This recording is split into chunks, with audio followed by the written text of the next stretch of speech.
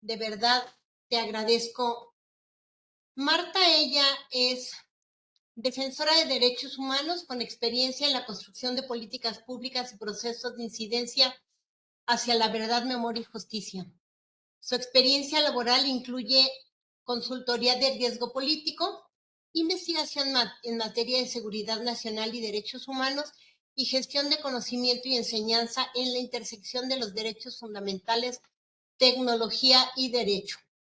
Actualmente ella es oficial del programa de Ecosistema Informativo y Tecnología en la organización Artículo 19 en la Oficina para México y Centroamérica, donde lidera las investigaciones, las estrategias de litigio, y procesos de incidencia política y mediática en defensa de la libertad de expresión e información, tanto en el ámbito físico como digital, con una perspectiva interseccional. Cuenta con un doble grado de maestría en Ciencias en Políticas Públicas y Desarrollo Humano por la Universidad de las Naciones, la UNUMERIT y la Universidad de Maastricht, bueno, está en el idioma, y una licenciatura en Relaciones Internacionales por el Instituto Tecnológico Autónomo de México. También con una especialidad en Evaluación de Riesgo y Vulnerabilidad por el Instituto para el Medio Ambiente y la Seguridad Humana, y con estudios de posgrado en materia de seguridad nacional en el ITAM y en privacidad y regulación y gobernanza de datos personales del Centro de Investigación y Docencia Económica. Ella es nuestra colega que el día de hoy estará con nosotros en esta sesión. Muchísimas gracias, Marta. Y bueno, ya saben, a las 10:50 estaremos subiendo el formulario. Les informamos que además de la asistencia a través del formulario, que sea la final, estamos revisando asistencia a través de la lista de participantes, y entonces les agradeceríamos muchísimo mantenerse en la reunión. Marta, como ya te comenté, no hay forma de muchos compañeros de hablar o su cámara, y entonces se comunican a través del chat, y no sé si tú nos permites que podamos, si alguien tiene alguna duda, pues te pueda interrumpir en su momento para poder consultarte alguna de las dudas. Es un grupo muy activo, la verdad estamos muy contentos. Y bueno, adelante, Marta, eres la de la voz. Muchísimas gracias, Eliana. Gracias a todas las personas que están aquí en este curso. Y pues, por favor, mándale todos nuestros saludos al senador Luis Donaldo Colosio. Es muy importante para Artículo 19 poder estar en estos espacios de aprendizaje, sobre todo con personas que tienen un interés activo en la parte legislativa y cómo se puede llegar a abordar los temas desde una manera responsable, desde una manera con conocimiento técnico. Yo no puedo ver el chat, entonces si alguien tiene alguna duda y Eliana lo puedes leer y yo no puedo verlo, te lo agradecería mucho porque no voy a poder verlo yo. Y si les parece bien, comenzamos. Está un poco ambiciosa la presentación, no les voy a mentir, pero voy a irme a un ritmo que nos permita, ojalá, llegar a cumplir todo el contenido de la misma. Entonces, el objetivo de esta plática que me gustaría tener con ustedes es el siguiente. Primero, poder identificar nociones relevantes para abordar el tema desde una perspectiva garantista y progresiva. Es decir, cuál es la manera en que se llega a proteger la seguridad, los derechos de las personas en las redes, pero desde una perspectiva que no empeore la circunstancia, empeore la garantía de los derechos, sino que pueda llegar a ser más abundante en la garantía, ¿no? Derecho pro persona, cómo podemos llegar a tener un abordaje muchísimo más positivo. Después, analizar principales tendencias y amenazas a la seguridad en redes, plataformas y aplicaciones. Y después, reflexionar sobre estándares internacionales y de derechos humanos que van a servir como una brújula orientativa para poder abordar las problemáticas, y también qué riesgos y peligros han existido y siguen existiendo en el abordaje legislativo sobre el tema. Y creo que me gustaría también iniciar comentando que Artículo 19, como ya lo había mencionado Eliana, es una organización que se dedica a la defensa de la libertad de expresión e información. Pero Artículo 19 no nació, digamos, ya abordando el mundo digital. Les cuento que la organización tiene ya cerca de 40 años, inició en Londres y abrimos las puertas en México hace 20 años, acabamos de cumplir 20 años en el país. Y el principal trabajo que teníamos al inicio, hace 20 años, era poder acompañar a personas periodistas y medios de comunicación que estaban reportando amenazas, que estaban reportando asedio, que estaban reportando diversas agresiones que estaban sufriendo por la labor que realizaban, ¿no? Entonces, conforme fue pasando el tiempo, fueron avanzando las tecnologías, fue avanzando también la manera de asediar la labor periodística. Entonces, Artículo 19 incorporó dentro digamos, mecanismo de acompañamiento, dentro de la metodología que tenemos para documentar los casos de agresiones contra periodistas, la parte digital. Entonces desarrollamos el programa de derechos digitales que más adelante se convirtió en el programa que ahora represento, que es el de ecosistema informativo y tecnología, que básicamente es ver cómo el mundo análogo y el mundo digital no son mundos separados, son mundos interconectados. Nació, sí, primero desde las agresiones que vivían las personas periodistas, pero después, en lugar de ver también de una manera individualista las agresiones que estaban sufriendo las personas periodistas, empezamos a ver cuál era la agenda de derechos humanos que existía en torno a las tecnologías. Porque al final, y ya voy a empezar con la parte sustantiva, no es que estemos hablando en que los derechos digitales sean derechos de segunda o de tercera generación. Los derechos digitales son derechos humanos, que básicamente la diferencia o lo que, no la diferencia, lo que les caracteriza es que son derechos humanos que están protegidos en su intersección con las tecnologías. No son cosas aparte, son derechos que se viven, derechos que necesitas tener garantizados porque se relacionan con tu dignidad humana y pues como sabemos, los derechos humanos son interdependientes, están interconectados. Entonces, no se acaba uno cuando pasas de la calle a la computadora. Los derechos se siguen protegiendo y gozan del mismo nivel de protección que aquellos que únicamente se ejercen en el entorno físico.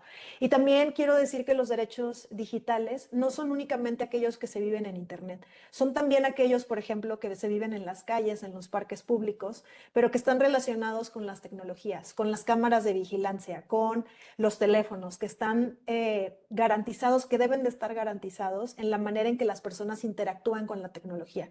Pero son derechos humanos, o sea, no es que estemos hablando de algo completamente diferente. Y algunos de estos que ya están reconocidos, no solamente por la propia Constitución, sino también de los tratados de los cuales México es parte.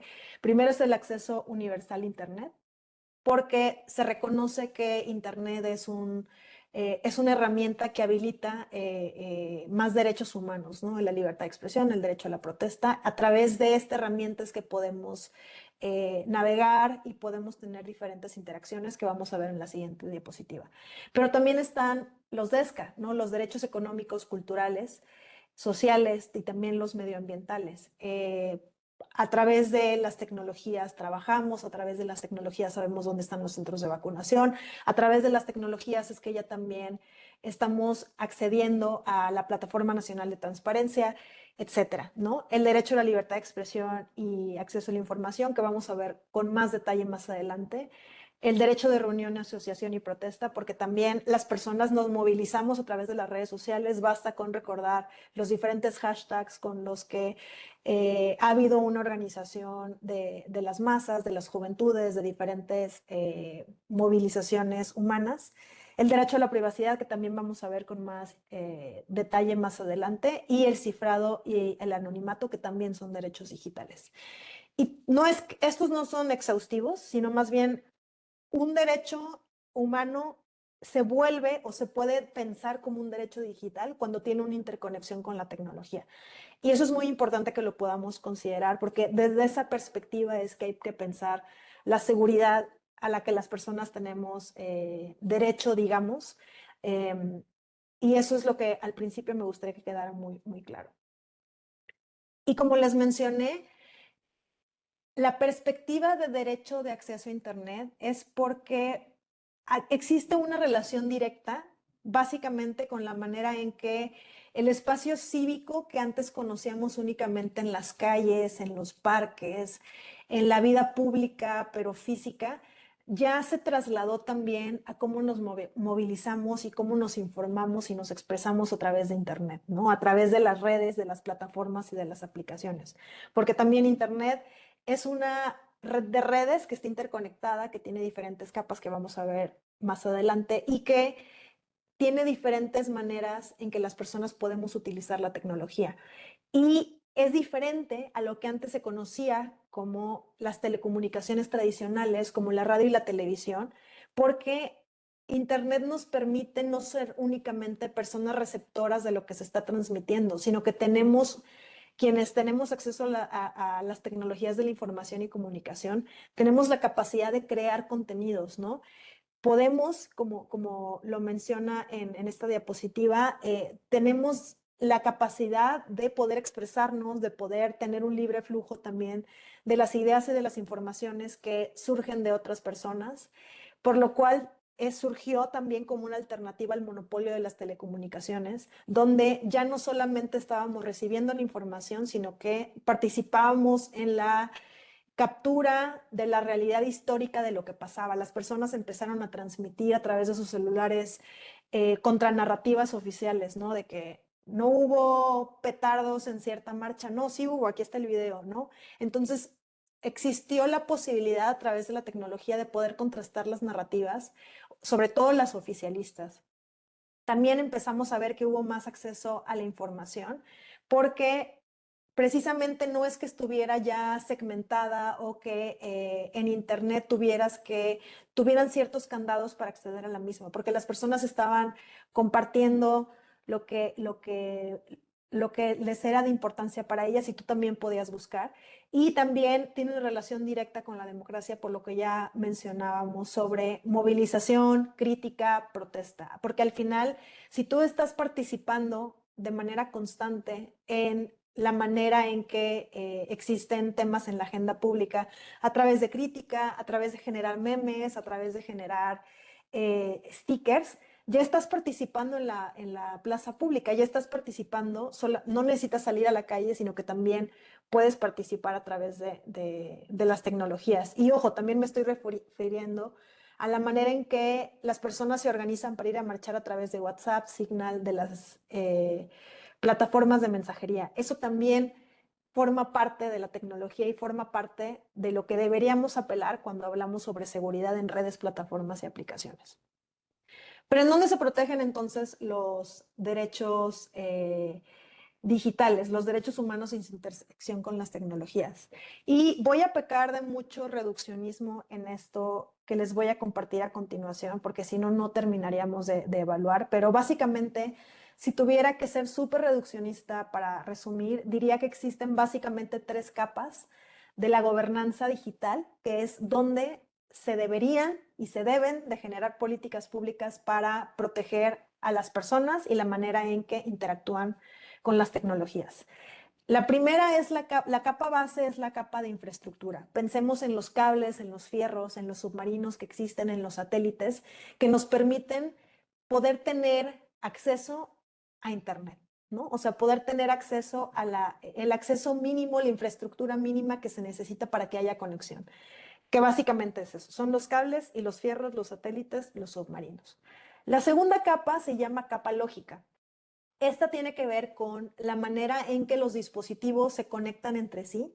Sus computadoras se conectan con sus tablets, con sus celulares, que nos permiten también interactuar entre una computadora que está aquí en México y una computadora que está en Estados Unidos o en Australia, ¿no? Son básicamente parámetros y protocolos donde de una manera lógica, de una manera técnica, los dispositivos se conectan entre sí. Y la última capa es la capa que la mayoría de ustedes, de nosotros, somos quienes conocemos más o con la que tenemos más interacción, que es la capa social y económica. Aquí es donde están las aplicaciones, aquí es donde están las redes, aquí es donde están las plataformas digitales. Aquí es donde nos comunicamos, nos hacemos de la información, participamos, podemos crear presentaciones, accedemos a escuchar música, podcast, lo que sea.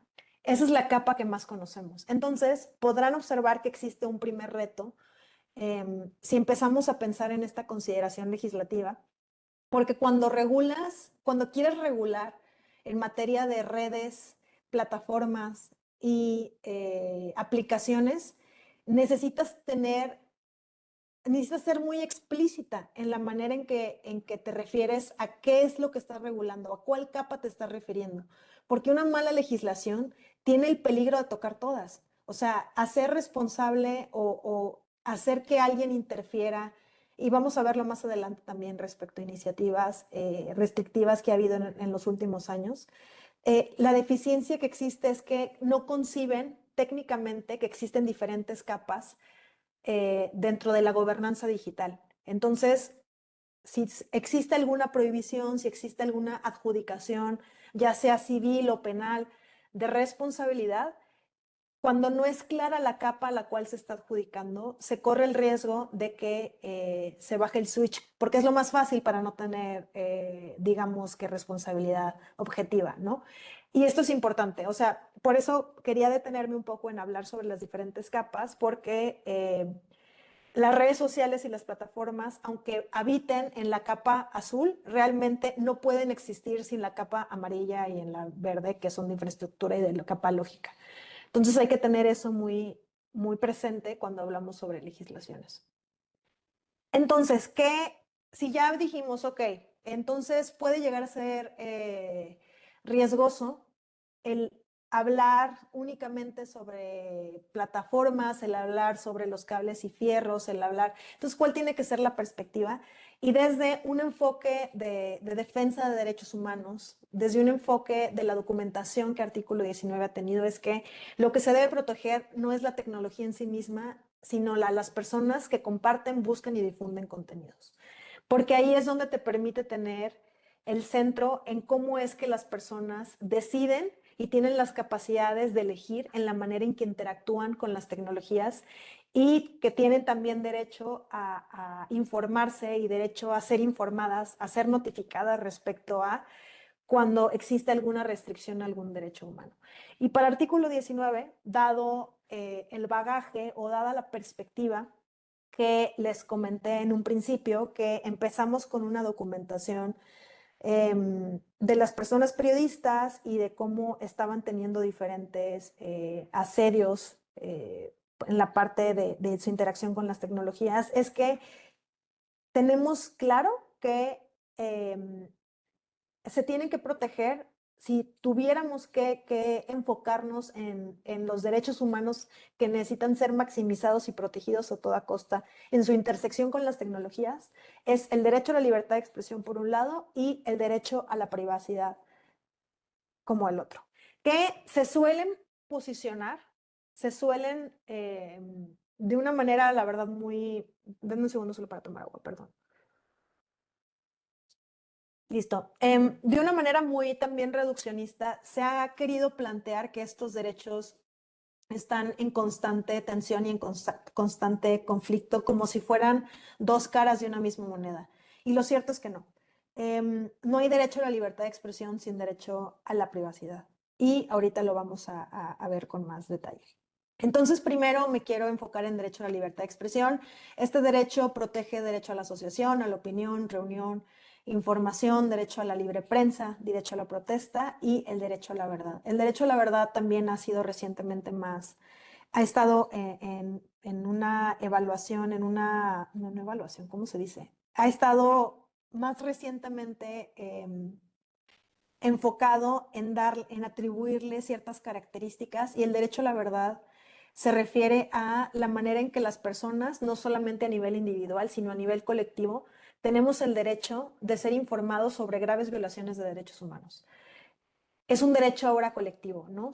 Que nos confiere a todos de poder saber qué es lo que pasó para poder evitarlo. Pensemos en las desapariciones que existen en México, pensemos en los genocidios, etcétera. Es un derecho que nace quizás del derecho a la información, que forma parte a su vez del derecho a la libertad de expresión, pero que recientemente se ha desarrollado con muchísimo más amplitud para hablar de violaciones a derechos humanos.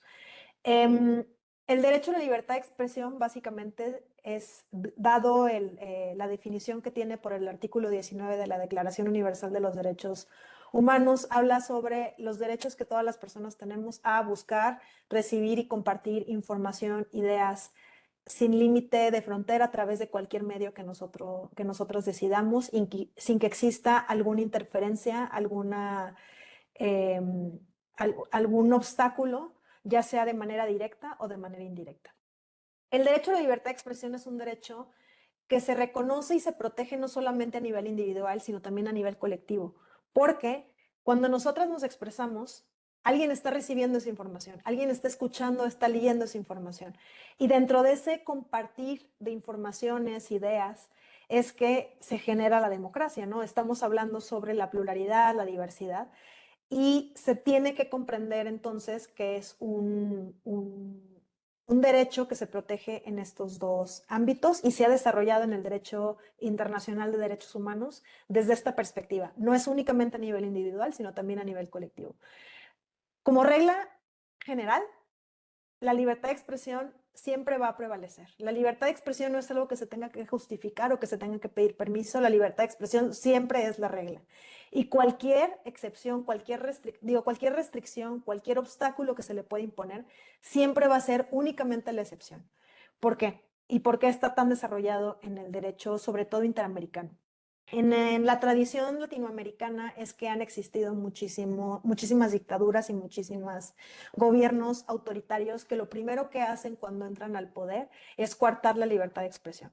Por eso es que dentro de nuestro sistema regional de derechos humanos, la libertad de expresión es un derecho que prevalece cuando entra en conflicto en otros, que dicen la libertad de expresión tiene que prevalecer porque es muy peligroso que alguien te pueda decir qué puedes o no decir o que tengas que pedir permiso, que exista alguna medida cautelar de censura previa, lo cual está completamente prohibido por el marco interamericano de derechos humanos, etcétera.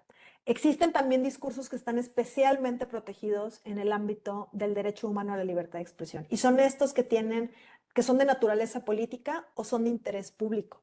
Pensemos en las elecciones, pensemos en los procesos de toma de decisiones, pensemos en asuntos del medio ambiente. Estos discursos gozan de un mayor nivel de protección en el derecho a la libertad de expresión. Entonces, cuando una persona juzgadora está sopesando si va a dar una restricción o no, tiene que siempre plantearse entre qué discursos de naturaleza pública, aquellos que son de cobertura periodística, que son de interés público, necesitan prevalecer en el flujo informativo. Porque de lo contrario, no solamente se estaría coartando la libertad de expresión de manera individual, sino también la libertad de expresión de manera colectiva. Y la libertad de expresión no es un derecho absoluto, al igual que el derecho a la privacidad, también lo vamos a ver con más detenimiento en la siguiente diapositiva.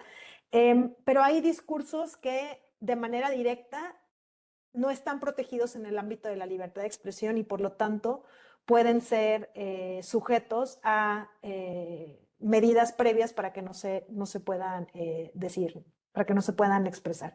Sobre todo, esto de que medidas cautelares o medidas para que no puedan existir son aquellos relacionados con el abuso sexual infantil, malamente conocido como pornografía infantil. Ese tipo de contenidos no tienen ningún tipo de protección, o sea, simplemente es un delito a nivel nacional, a nivel internacional. Y existen otros discursos que tampoco están protegidos en el ámbito de la libertad de expresión, pero que se necesitan mayores instancias para poder llegar a restringirlos. O sea, se necesita tener una determinación de una persona juzgadora para poder restringirlos también. Estos son la propaganda de guerra y la apología del odio que constituya una incitación a la violencia y también la incitación al genocidio. Son muy particulares y los vamos a ver con mayor detenimiento también en las diapositivas siguientes cuando hablamos de discurso de odio. Por otro lado, el derecho a la privacidad es un derecho que es un derecho que se ejerce a nivel individual. Perdón, se está cortando la señal. ¿Sí me escuchan? Sí, se escucha. Ah, perfecto, Y bien. gracias. Es que me apareció al parecer sí puedo ver los chats, me apareció una ventanita. Te vemos Em, y escuchamos muy bien. Perfecto, muchas gracias. El derecho a la privacidad es un derecho entonces que se ejerce a nivel individual. Em, Estamos hablando del derecho a la reputación, al honor, a la intimidad, a la inviolabilidad de las comunicaciones, que también tiene su vertiente en la parte digital, el derecho a no ser molestada, el derecho a la propia imagen, a la orientación sexual, a los derechos sexuales y reproductivos. Y últimamente se ha desarrollado en el derecho de protección de datos personales. Mientras que el derecho a la privacidad es un derecho que se ejerce, más bien es un derecho que es reconocido en el Sistema Universal de Derechos Humanos, el derecho a la protección de datos personales es un derecho que no goza de la misma interpretación, ni de la misma protección, ni del mismo desarrollo en todos lados. Está muy bien desarrollado en México, está muy bien desarrollado en la parte interamericana, pero el derecho a la privacidad realmente tiene sus orígenes en Estados Unidos, en lo que tiene que ver con derechos sexuales y reproductivos, sobre todo cuando las personas hace mucho tiempo estaban queriendo tener acceso a anticonceptivos y en ese momento el Estado no les permitía, básicamente, les mandaban los hijos que quisiera Dios, ¿no? En ese momento de la historia. Entonces se fue desarrollando esta manera de que eras castigado si querías no tener hijos y adoptabas alguna medida de anticonceptivo. Y se fue desarrollando el derecho para decir, tenemos el derecho a tomar nuestras propias decisiones, este es nuestro derecho a la privacidad y nosotros vamos a decidir. Tiene su origen en Estados Unidos, pero también podemos ver un origen muchísimo más desarrollado en Europa. A diferencia del sistema interamericano de derechos humanos, en el sistema europeo de derechos humanos, el derecho a la privacidad prevalece cuando entra en conflicto en otros derechos. ¿Por qué? Porque los censos poblacionales fueron utilizados en la información sobre los nombres de las personas, los orígenes étnicos de las personas, la ubicación, los domicilios de las personas fueron utilizados para el genocidio básicamente de las personas judías, de las personas romaníes, de las personas eh, de la diversidad sexogenérica en la Alemania nazi.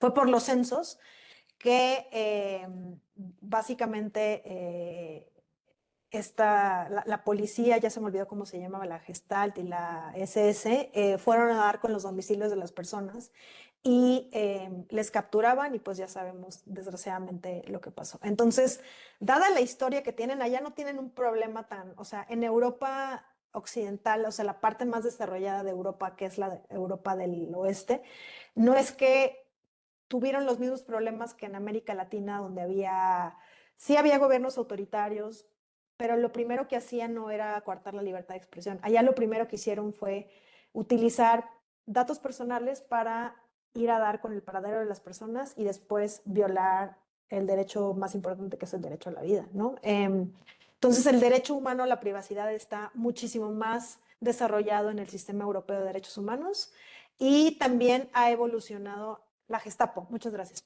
Ha evolucionado conforme ha evolucionado las tecnologías y el nivel de intrusión de estas en la vida de las personas. Entonces, para que vean cómo, dependiendo de los problemas y dependiendo de la historia que tiene cada región, tenemos diferentes concepciones y diferentes desarrollos sobre el derecho que prevalece cuando entra en conflicto con otros derechos. Porque pensemos en un ejemplo muy concreto. Pensemos en dos derechos humanos que puedan llegar a entrar en conflicto, como el derecho a la protesta y el derecho a la autodeterminación, el derecho a tomar tus propias decisiones sobre tu cuerpo, derechos sexuales y reproductivos. Una marcha, una protesta que esté en una calle, se bloquea la calle y ahí está la clínica donde se puede realizar la interrupción del embarazo. ¿Qué derecho prevalece? ¿No? Por eso estamos hablando, y no les voy a dar la solución porque depende de muchas cosas, pero estamos hablando de que derechos que son completamente legítimos en una sociedad democrática pueden llegar a entrar en conflicto.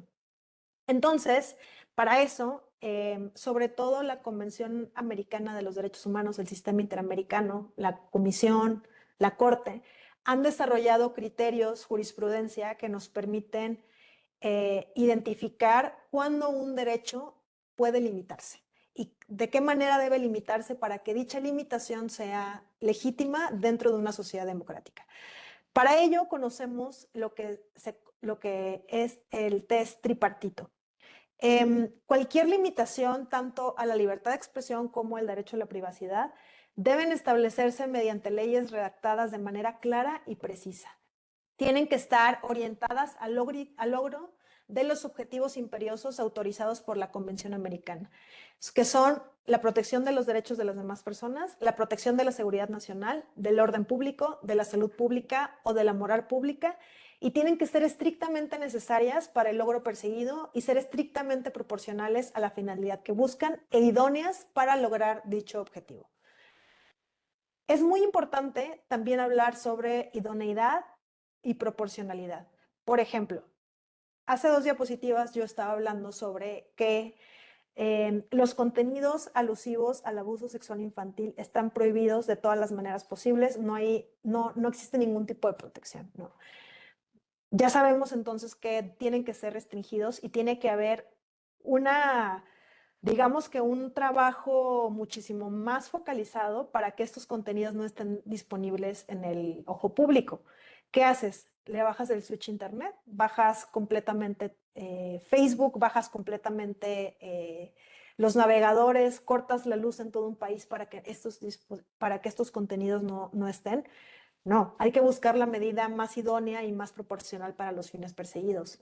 Tiene que haber, si se tiene que restringir el derecho a la privacidad para poder tener filtros automatizados para distinguir si son cuestiones de abuso sexual infantil, adelante. Eso está completamente bien definido, es muy claro. Hay cooperación de las plataformas digitales, de las redes, con los gobiernos y incluso esto no tiene ningún tipo de conflicto, ¿no?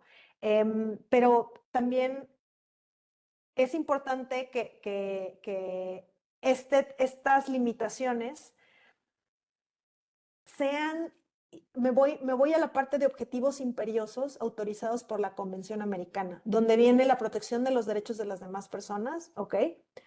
Pero también los derechos no son absolutos, ¿no? La protección de la seguridad nacional, muchas regulaciones, pensemos en la reforma que existió el año pasado sobre la Ley General de Transparencia, habla sobre que se va a negar la información, se va a reservar la información con tal de que los sujetos obligados aleguen seguridad nacional. Ese no es un objetivo imperioso autorizado por la Convención Americana. Eso no tiene nada que ver con, o sea, eso no se puede interpretar a la luz de la democracia. No se puede negar información, no se puede bloquear el acceso a la información solamente alegando orden público, paz social, salud pública, de la moral pública. Pensemos ahorita en un caso que estamos documentando y estamos acompañando en el artículo 19 de una legislación aprobada en San Luis Potosí que tiene que ver con inteligencia artificial, que de ninguna manera está abordando la tecnología, más bien está abordando el comportamiento de las personas con el uso de la tecnología. Ahorita ya hay varias personas periodistas que están siendo procesadas, ya les dictaron, ya las están vinculando a proceso por algo que no tiene nada que ver con objetivos imperiosos autorizados por la Convención Americana. Son legislaciones mal hechas que tienen una mala interpretación y una muy mala aplicación. Les invito a que puedan leer sobre el caso en la página de artículo 19. Y bueno, y otros estándares que son muy importantes y que se interconectan con esto para poder abordar el tema de seguridad es, por ejemplo, el tema de discurso de odio. Este es es el discurso de odio, pero más bien la incitación a que exista un daño material. Tiene su nacimiento desde la Convención para la Prevención y Sanción del Delito de Genocidio en el 51 por Naciones Unidas, pero ha tenido muchísimo más desarrollo a partir del Plan de Acción de Rabat en 2014. ¿Por qué? No todo es discurso de odio, porque como yo mencioné desde un principio, el derecho humano a la libertad de expresión implica que la libertad de expresión es la regla y el discurso de odio no estaba protegido. No todo el discurso de odio está protegido. Entonces, para poder saber que un discurso es uno que no está protegido en el ámbito de la libertad de expresión, se tiene que tener en contexto estos 6 puntos. Uno, ¿cuál es el contexto social y político en el que cierta expresión es dada? ¿Cuál es la categoría del hablante? ¿Es diferente a que yo diga algo, a que Donald Trump diga algo? cuál es la incitación que existe, cuál es la intención que existe de incitar algún daño contra un grupo determinado, y este grupo tiene que ser aquel que también goza de características especialmente protegidas como por raza, por etnia, por género. ¿Cuál es el contenido y la forma de discurso? ¿Estoy apelando a que algo pase o estoy diciendo algo, no sé, que no tiene nada que ver con incitación? ¿Cuál es la extensión de su difusión? ¿Realmente tiene la capacidad de llegar a los oídos de todos? ¿Y cuál es la probabilidad de causar daño? Y lo vamos a ver más en la siguiente diapositiva.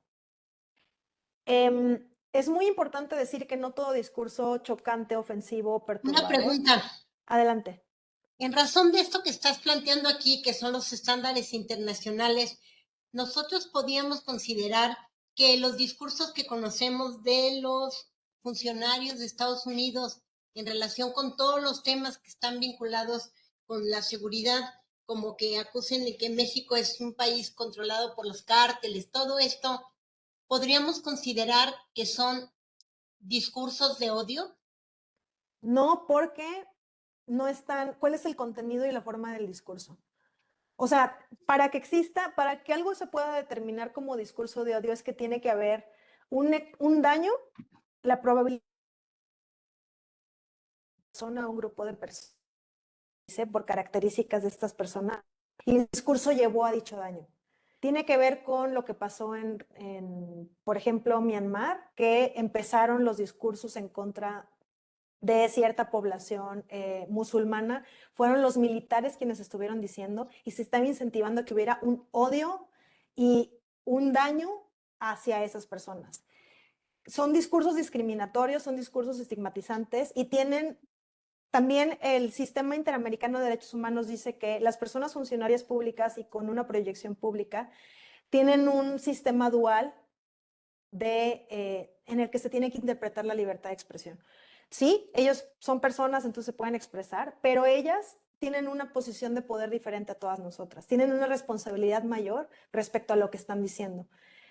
Son atribuibles a otro tipo de consecuencias, pero eso no es discurso de odio, es otro tipo de responsabilidades que se les pueden atribuir, pero no es discurso de odio en sí. Vi que alguien levantó la mano y luego la bajó y luego ya no vi.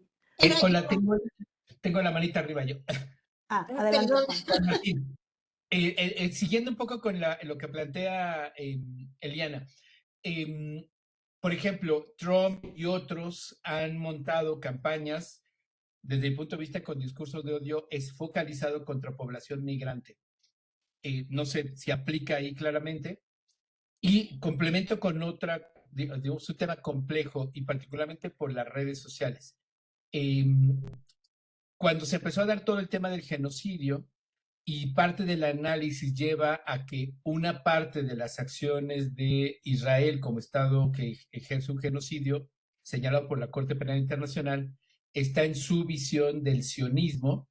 Se comenzó a hacer mucho debate en redes y lo que hicieron fue bloquear muchísimas cuentas, obviamente como parte de la estrategia de guerra cognitiva de Israel para decir que todo lo que sea sionismo era discurso de odio.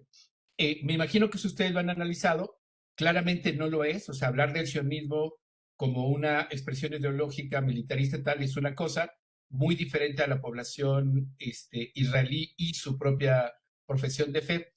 ¿Cómo se pueden hacer estos test y al mismo tiempo estar explicando que en los dos casos que estoy hablando no hay posibilidad de hablar en uno de discurso de odio con el sionismo y en otro de migrantes?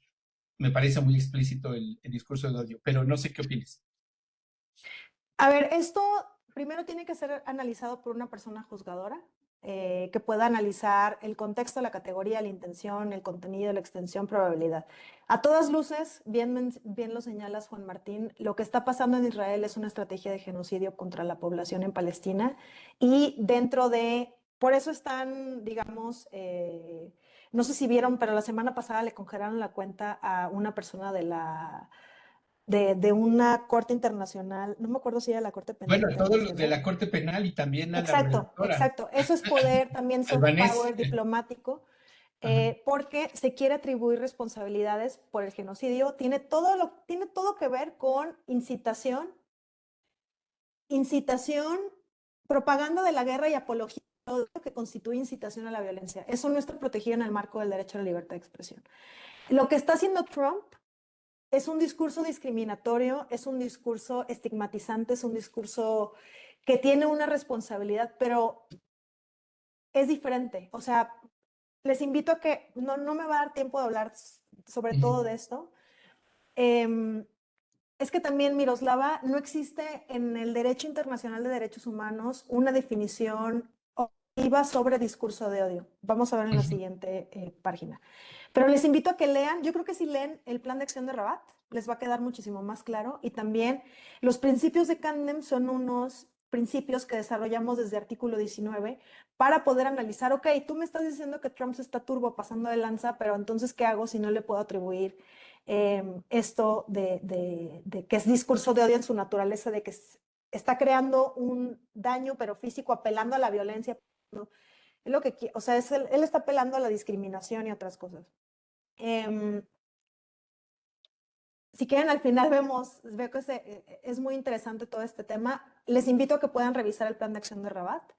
Pero bueno, los principios de Camden habla sobre cuáles son las obligaciones positivas y negativas, no solamente de los estados, sino de los medios de comunicación, de la sociedad civil, del sector académico, cuando están existiendo polarizaciones dentro de las narrativas en una sociedad que están llevando a que existan manifestaciones de estereotipos, contenidos discriminatorios, etcétera, que no se tienen que resolver mediante la censura o mediante el prohibicionismo o crear más leyes que sean más punitivas y que prohíban todo. Más bien, ¿cuáles son las políticas públicas primarias, secundarias, educativas de prevención, donde se esté hablando de qué contenidos directamente, qué discursos están mostrando una polarización y una más vulnerabilidad para ciertos grupos y para ciertas personas? Los principios de Camden también están disponibles en la página de artículo por si los quieren revisar. Esto es la gravedad de los daños que pueden provocar ciertos discursos que deben y pueden ser restringidos y alguno que debe de ser protegido. Lo que mencioné... Perdóname. Adelante. Yo quería ver tu lámina donde tienes el tema de datos personales, protección de datos personales. Y preguntarte algo. Ahí Adelante. tú dices el derecho a la privacidad. Yo quisiera que tú me pudieras ayudar a saber la protección de datos personales en un curso como este. El nombre se considera un dato sensible que las personas pueden mantener sin proporcionarlo para efectos de lo que significa la protección del derecho a la privacidad. Es una pregunta que quería hacerte. Y la otra, ¿tú crees? Yo siempre he pensado, como defensora de derechos humanos, y tú también lo eres, que la discriminación, y por eso quizá la Convención en contra de la discriminación fue de las primeras, es la base de cualquier violación a derecho humano. También en el mundo digital, obviamente. ¿Tú estarías de acuerdo con que la discriminación es el sustento, el sustento de cualquier acto violatorio de derechos? La discriminación en razón de raza, género, preferencia política, preferencia sexual, cualquier tipo de discriminación.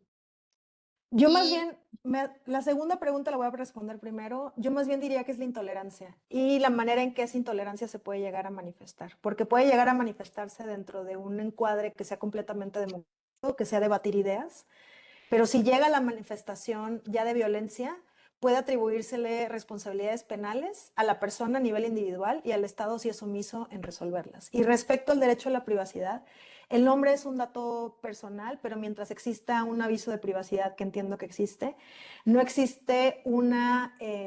también en el derecho a la privacidad hay algo que se denomina cuál es la expectativa razonable de privacidad en un espacio al cual una persona se está sometiendo, ¿no? Y este es un curso privado, pero al final es público porque la persona se está sometiendo al mismo.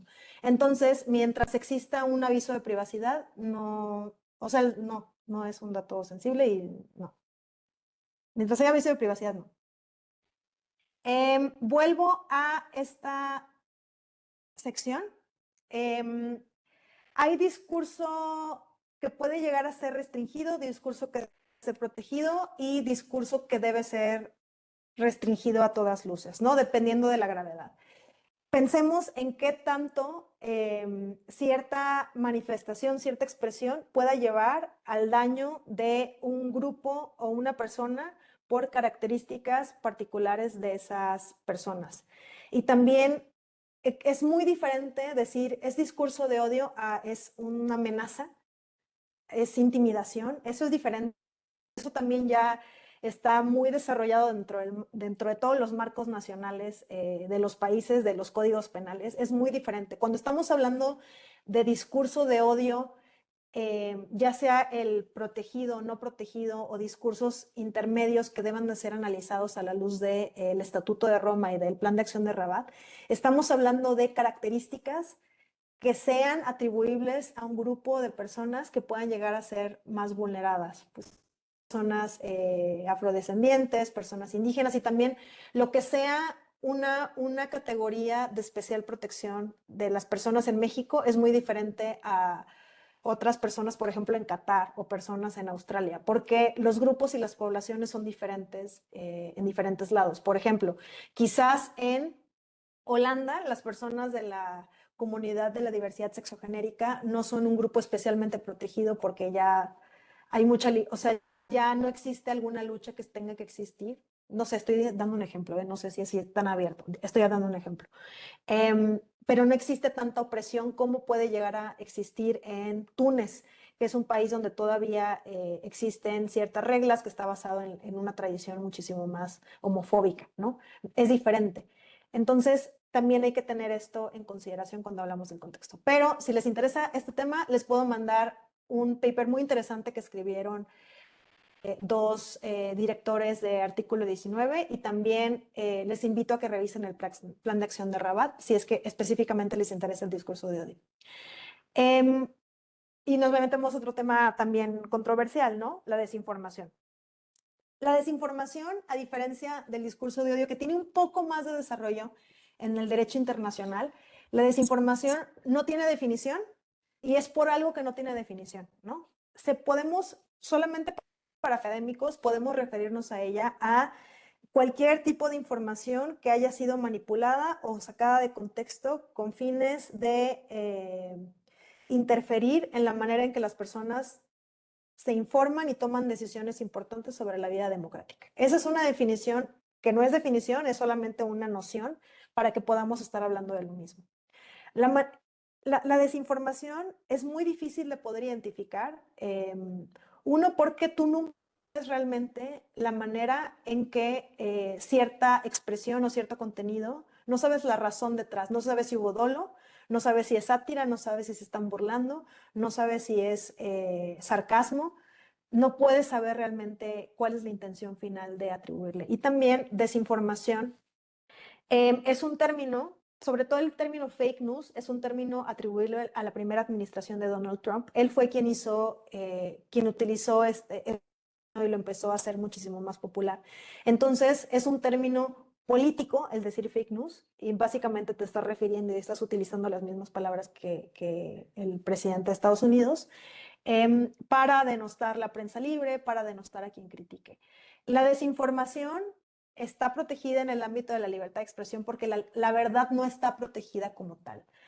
Lo que sí, y lo que estabas mencionando, Eliana, las únicas partes que están obligadas a decir la verdad son aquellas personas que formen parte del gobierno. Cualquier persona que tenga una investidura pública está obligada a hablar con la verdad por este sistema dual, porque no solamente ella tiene su derecho como persona, sino que también ella es fuente de información para todas nosotras. Entonces, a esa persona sí se le pueden adjudicar responsabilidades, ya sean civiles o administrativas, en caso de difundir información que sea errónea, sacada de contexto, manipulada con fines de interferir en el funcionamiento de una democracia. Y eso es importante que lo tengamos porque si de algo nos tenemos que ir también, sobre todo de la parte de desinformación, es que instituciones, personal del Estado, militares, cualquier persona con investidura pública son las únicas dentro de una sociedad democrática que están obligadas a hablar con la verdad sobre asuntos públicos. Ya lo que hacen sus asuntos no es nuestro problema, pero si hablan de información de interés público, tienen la obligación de hablar con la verdad. Todo lo demás podemos abordarlo desde diferentes maneras, pero no queramos atribuir, por ejemplo, responsabilidades civiles o penales a las personas que nos estamos expresando a través no solamente de las tecnologías, sino también en las calles. Y bueno, ya vamos más a la mitad, qué bueno, porque ya son las 10. Perdón, ¿eh? Ok, entonces Perdón, estábamos Marta. hablando. Adelante. Sí, perdón, Marta, tengo una pregunta aquí con lo que dices, ¿no? Ujú. Y entonces, ¿un periodista, un informador, tiene exactamente la misma responsabilidad de alguien que tiene a su cargo un país? ¿O cuál es el baremo, ¿no? Allí, ¿no? No, ¿Quién? no. Quienes tienen la responsabilidad de decir la verdad en toda sociedad democrática son las personas del Estado quienes tienen investidura pública.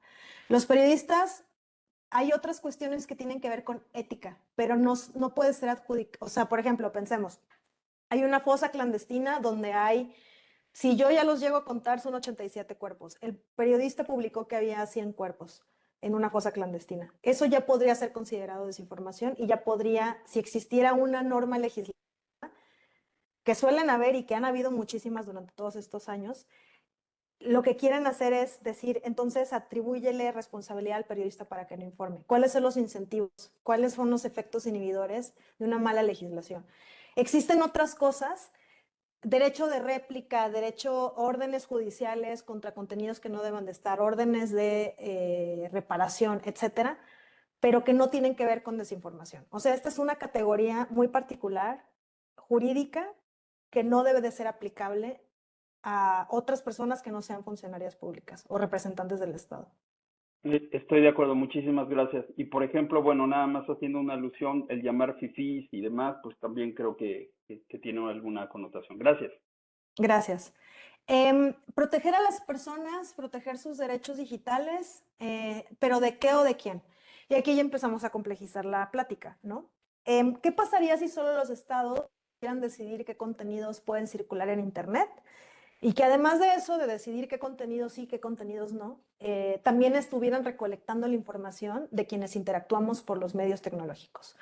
En artículo 19 hemos documentado que lo que suele ocurrir es censura, vigilancia y perfilamientos, y lo vamos a ver también más adelante desarrollado. Pero ¿qué tal si entonces fueran las empresas quienes decidieran? Lo que hemos documentado es que suele existir censura, explotación y abuso. Lo vamos a ver más adelante más desarrollado. Entonces, ¿qué amenazas directas existen contra los derechos digitales hoy en día? Esta no es un listado exhaustivo, más bien es una invitación a la reflexión. Primero, ¿qué amenazas directas existen respecto a la seguridad desde un enfoque de derechos humanos? Son las políticas y prácticas de las plataformas digitales porque provocan desigualdad en la libertad de expresión, sobre todo de aquellos grupos y poblaciones en situación de mayor vulnerabilidad. También las vulneraciones que existen a la privacidad y a la protección de datos personales, y esto por parte del sector público y del sector privado. También las legislaciones restrictivas que amenazan el libre flujo de contenidos y de publicaciones, y la brecha digital que prevalece, persiste dentro de diferentes contextos en el México que conocemos. Y pensemos que esta brecha digital, mientras que las personas siguen sin tener siquiera luz para poder prender su refrigerador, al mismo tiempo está avanzando la transformación digital gubernamental, ¿no? Esta digitalización del todo, donde ya los trámites son a través de tu celular, donde tienes que vincular ciertas cosas, donde existe mayor mediación tecnológica en la relación ciudadanía-Estado. Estas son las amenazas que desde artículo 19 estamos percibiendo y documentando durante los últimos años, y me voy a permitir también hablar sobre cada uno, aunque realmente lo de la brecha digital podemos abordarlo si quieren, pero básicamente es eso, ¿no? O sea, cómo media la tecnología al mismo tiempo en que no existe conciencia de que prevalece una falta de conectividad significativa. Y no porque las personas no tengan dispositivos, sino porque está muy caro, no tiene... no es confiable la manera en que te conectas porque cada rato se cae la señal. No llegan los medios productores, tienes que pedir permiso para la radiofrecuencia, no hay dinero para luz, etc. ¿no? Plataformas digitales como monopolios, y me estoy refiriendo al primer punto, que habla sobre políticas y prácticas de las plataformas digitales que generan abusos, que generan explotación y que generan desigualdad. Entonces, las plataformas digitales ya saben que se están pasando de la raya. O sea, no es novedad ni para ellas ni para nadie quienes trabajamos en estos temas que las plataformas no tienen un gramo de voluntad para poder mejorar la manera en que ofrecen sus servicios a las personas. Porque aunque digan que los están ofreciendo gratis, realmente, pues para crear una cuenta tú tienes que aceptar sí o sí los 47,000 páginas de servicio que ofrezcan, que dictan lo que tomas o dejas. No existe una elección real sobre lo que puedes o no tomar, porque te lo venden como un combo, ¿no? Te venden el combo completo de que tú dame tus datos, tú dame tus interacciones, tú dame el tiempo que pasas aquí, tú dame tus gustos, y yo voy a ver qué hago con ellos, a quién se los vendo, cómo los utilizo, cómo los exploto y para qué fines. Y las personas tenemos una manera de negociar, o aceptamos los términos o no usamos la plataforma. Y la exclusión voluntaria, sí, digamos, siempre va a ser posible, pero tiene consecuencias. Pensemos en un pequeño negocio. O sea, aunque tú quieras utilizar Mastodon, aunque tú quieras utilizar Blue Sky, aunque tú quieras utilizar aplicaciones, redes que son de fuentes abiertas, que no se basan en un modelo de negocios nocivo para ti, realmente la consecuencia es que no vas a tener acceso a una red realmente de personas que puedan comprarte, ¿no? Porque las personas ahorita están, sobre todo en México, somos muy usuarias, somos muy usuarias de Facebook, X, Instagram, YouTube, WhatsApp como medio de mensajería directa. Y pensemos que Instagram, Facebook y WhatsApp son Meta, ¿no? No es que te estén ofreciendo mucho, sino es un color diferente de las mismas crayolas, pero es el mismo paquete de crayolas. Entonces, no existe realmente algo que las personas puedan hacer si es que no quieren formar parte de estas plataformas. Y tienen consecuencias personales, tienen consecuencias, por ejemplo, si todas las personas que conoces están dentro de un mismo círculo, el desconectarte puede tener un impacto en tu vida personal, ¿no? Entonces, a nivel educativo, también el INE generalmente hace acuerdos con ciertas plataformas digitales cuando vienen las votaciones, que le dice que si una casilla está funcionando o no. Solamente los hacen en las plataformas digitales preponderantes. También algunos funcionarios públicos, malamente, esto es completamente contrario, pero digo, a manera de ejemplo, utiliza únicamente su cuenta de X para avisar cosas o para transmitir cosas. Y si no tienes X, pues no te enteras, ¿no? O sea, no puedes saber también, si no tienes acceso, no puedes saber. Entonces existe un costo, ya va evolucionando no solamente a nivel individual, sino a nivel interpersonal, nivel de negocios, pero a nivel también en la manera en que tú interactúas con las personas servidoras públicas. Y es particularmente problemático los términos de servicio porque tienen lenguaje muy vago, muy vago, es decir, no sabes a ciencia cierta, las personas no pueden tener certeza, aunque lean las 400,000 páginas de los términos de servicio, o incluso aunque se metan a las páginas de ayuda, no es claro cómo puedes tú apelar a que se resuelva algún incidente. Si te bloquearon la cuenta por error, si tienes un homónimo que hace cosas malas y te bloquean a ti la cuenta, ¿cómo intercedes por ti? No puedes. También tienen una manera inconsistente o deficiente de aplicar las reglas, sobre todo para grupos y poblaciones en situación de mayor vulnerabilidad. Pensemos en que Por ejemplo, documentamos en el artículo 19, estuvimos acompañando a una colectividad de mujeres que estaban luchando por la gestión digna de la menstruación, y dentro de las plataformas digitales preponderantes se bloqueaban las imágenes de menstruación, ¿no? De un útero sacando sangre normal. O sea, no tiene nada de horrendo, no tiene nada de malo, y eran campañas educativas y las bloqueaban. Mientras que al mismo tiempo, dentro de Facebook, habían grupos de packs, ¿no? O sea, grupos privados donde existía un intercambio explotativo de los cuerpos, sobre todo de mujeres. Entonces no es que estén en contra del cuerpo, digamos, de personas que tienen útero y que menstruan, sino más bien están en contra de lo que no genera mayor interacción. Y aplican, digamos, estas reglas de que no puede haber sangre, no puede haber lo que sea, o no puede haber un cuerpo humano, de una manera en que fomenta el abuso, daña más la manera en que las personas podemos tener nociones de la igualdad, y es completamente inconsistente. Y además no tiene garantías procesales o de transparencia en la manera en que están aplicando estas remociones de contenido, sobre todo bloqueo de cuentas, en la manera en que se están dando más difusión a ciertos contenidos, etc.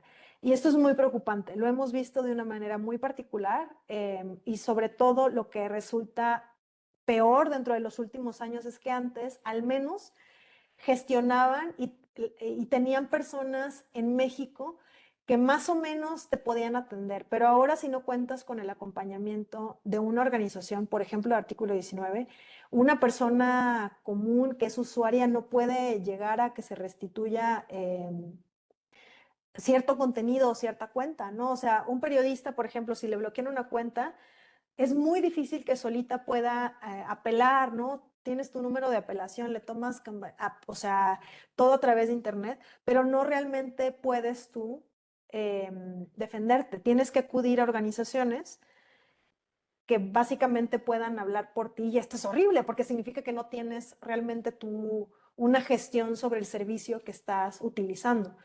Esto es muy, muy, muy preocupante, y se ha problematizado muchísimo más porque ya se fueron todas las personas que formaban parte de estos equipos de las plataformas digitales. O sea, ya no existen interlocutores ni siquiera porque fueron suplidos con inteligencia artificial. Ahí voy a cambiar de... y bueno, los términos de servicio, además de generar censura, problemas a la libertad de expresión, también tienen, o sea, se otorga el poder de dar una cantidad desproporcionada de tus datos, ¿no? Porque, insisto, antes le tenías que dar clic a las cosas, ahora solamente es de que abres las cosas, ya te pasan, te tardas 2 segundos más en darle para arriba a cierto contenido, entonces ya se puede recopilar que tuviste una atención. Y esto puede llegar a ser muy nocivo, o sea, además de la parte de que te pueden, no sabemos si le están vendiendo esto, o sea, por ejemplo, ¿no? Tú fumas, te están saliendo anuncios de los cigarros a cada rato, no sabes si esta información se le están dando a cierta empresa de seguros médicos para que también sepan de que no, fuma muchísimo y entonces te van a subir la prima, ¿no? Hay cuestiones que son problemáticas también en sentido individual de las personas, pero más bien artículo 19 desde la parte más, desde una concepción de derechos humanos, democracia, etcétera, lo que vemos es que ya han existido instancias donde este recopilamiento de información, Juan Martín, adelante. Sí, gracias, Marta. Digamos, siguiendo la reflexión que haces, hay como hechos muy concretos. O sea, el más reciente es esto que pasó con ChatGPT o OpenAI respecto al acuerdo que hizo con Estados Unidos y el Pentágono para flexibilizar su política de uso masivo de datos, ¿no? Que rechazó la otra empresa, Cloud. Y lo comento como contexto macro porque al final estamos en indefensión, porque lo hemos comentado aquí en otros cursos que ha organizado la Comisión de Derechos Digitales, que estamos trabajando sobre fierros, tornillos y cables privados, donde se están ejerciendo derechos en software privado. Y los estados en global pues tienen un pacto pues bastante pernicioso con las tecnológicas, y particularmente ciertos gobiernos se están beneficiando, como Trump, expresamente de la alianza con las plataformas o lo ya documentado de Elon Musk comprando X para toda la campaña político-electoral y que sigue manteniendo, digamos. Pero entonces tenemos ahí como una confluencia de planos. Estamos entregando, no voluntariamente, sino obligadamente, todos nuestros datos nos están perfilando. Tenemos prácticamente cero control de lo que están haciendo con esos datos, más allá de lo obvio, digamos, que se supone que no van a usarlos. Y tercero, una ausencia de regulación porque los propios estados, gobiernos de todo tipo, sin importar el color político, prefieren la conveniencia o la buena relación con estas plataformas que hacer una gobernanza. Y nos quedamos en indefensión plena, o esa es la sensación que tengo. Gracias, Juan. Comparto tus reflexiones. Iba a dar un ejemplo, creo que ese está perfecto, entonces para ya no tener que dar otro. Lo único que no comparto es la parte final, hablando sobre las legislaciones. Porque, y podemos verlo más adelante, de que se han querido. Eliana puede también hablar sobre esto. Tan solo el año pasado creo que hubo 76 iniciativas legislativas que hablaban o trastocaban el tema de derechos digitales, inteligencia artificial. Vemos en los estados muchas iniciativas, algunas que ya han aprobado, por ejemplo, la de San Luis Potosí que hablé al principio. Entonces, de que hay intención, pero le están utilizando para meter otras cosas que no deberían. Y que también no habla sobre el derecho a las personas a elegir, sino que habla prohibiciones para las personas utilizando la excusa de las tecnologías. Entonces, es otra cosa lo que se está haciendo. Y también en algo que creo que es importante decir es que estas empresas generalmente tienen o sea, son empresas sobre todo estadounidenses, ¿no? Las que más utilizamos en México, al menos son estadounidenses y una china, que es TikTok. Y existen presiones de Estados Unidos, incluso ahorita si se meten a ver cuál es la presión que están existiendo dentro de las cámaras de comercio de Estados Unidos respecto a la renegociación del tratado México, Estados Unidos y Canadá, es que se le dé privilegio a las empresas estadounidenses también de tecnología en territorio mexicano. Entonces, no es solamente la relación que tiene el gobierno con las empresas, sino que Estados Unidos está metiendo ciertas excusas y quiere meter ciertos goles, digamos, en que se privilegie el uso de sus plataformas en comparación con otras. Entonces, sí es un panorama muy difícil, pero no es que no se pueda hacer nada. Al final, sí, después de todos esos problemas, les voy a dar una alternativa. Pero bueno, de acuerdo con lo que dijiste. Y bueno, para poder hablar sobre las plataformas, particularmente en lo que tiene que ver con derecho a la privacidad, podemos acuñarnos el término de capitalismo de vigilancia y el impacto que tiene en los derechos humanos. El capitalismo de vigilancia es básicamente un modelo económico y de negocios en el cual se está explotando la información suya, la información mía, para fines que no sabemos cuáles son, muchos de esos comerciales, pero también muchos de esos con fines políticos.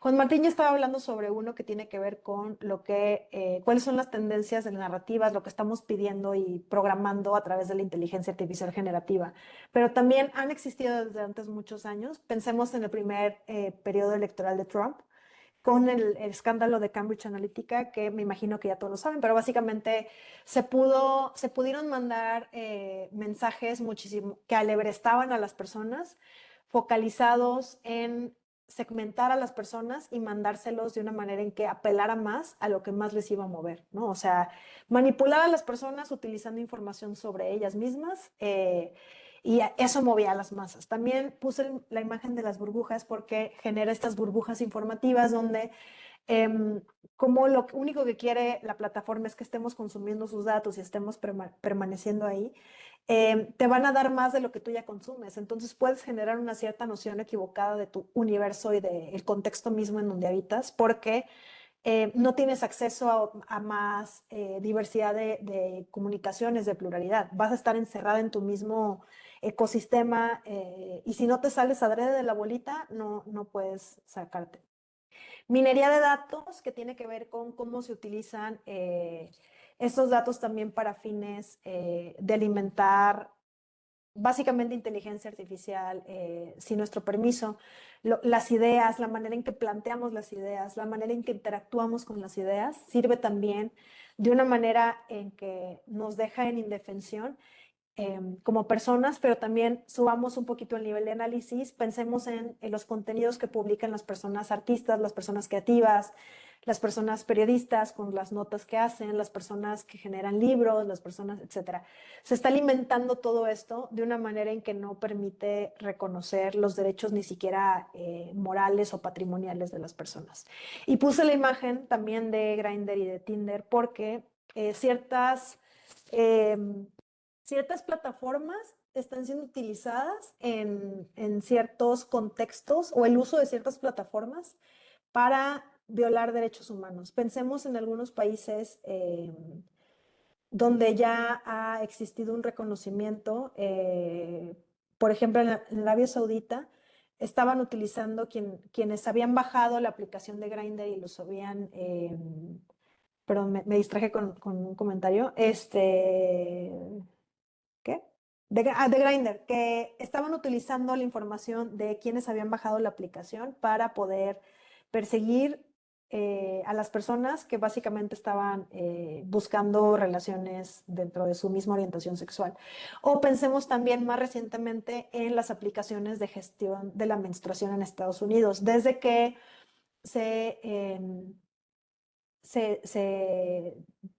ya se me olvidó cuál es la palabra legal para utilizarlo, pero el caso de Roe versus Wade, que hablaba sobre el derecho a la interrupción legal del embarazo, que antes era un derecho reconocido en Estados Unidos, se abrogó por completo o quedó sin efecto por completo, y ahora las personas están quitándose ya los anillos que pueden llegar a leer tu biología, ¿no? O sea, para saber cuándo te va a bajar la regla, etcétera. O también las aplicaciones que están para poder monitorear tu menstruación, porque no saben realmente si existen tratos dentro de las aplicaciones con el Estado para poder identificar si hubo un cambio que pudiera ser atribuible a la interrupción del embarazo, ¿no? Para que después te puedan llegar a perseguir y a meter a la cárcel quizás. Entonces, es grave, no estamos hablando solamente de que, ay, me bajaron cierto contenido, no puedo hablar, tiene que ver con la manera en que existen tratos que no sabemos cuáles son, y que están ocurriendo